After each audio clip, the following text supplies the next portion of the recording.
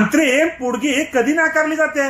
पती पत्नीच्या वादामध्ये पती किंवा पत्नी ही हिंदू विवाह कायद्याखाली घटस्फोट मिळण्यासाठीचा, नांद्यांना येण्यासाठीचा अर्ज करतात, तसेच पोटगी मिळण्यासाठीचा अर्ज करतात. त्या अर्जाचे कामकाज चालू असताना हिंदू विवाह कायदा कलम 24 प्रमाणे अंतरिम पोटगी मागता येते.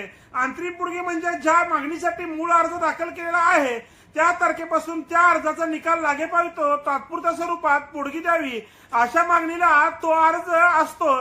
परंतु अंतरिम पोटगी कधी नाकारता येईल याबाबत माननीय दिल्ली उच्च न्यायालयाने रुपाली विरुद्ध रजत या केसमध्ये सन 2016 साली एक महत्वपूर्ण न्यायनिर्णय दिलेला असून त्यामध्ये माननीय दिल्ली उच्च न्यायालयाने असे म्हटलेले आहे की जर पत्नी व्यावसायिक कौशल्य घेतलेले असेल तर त्या पत्नीला अंतरिम पोटगी मागता येणार नाही. या केसमध्ये पत्नी ही 13 वर्षाहून चार्टर्ड अकाउंटंट होती.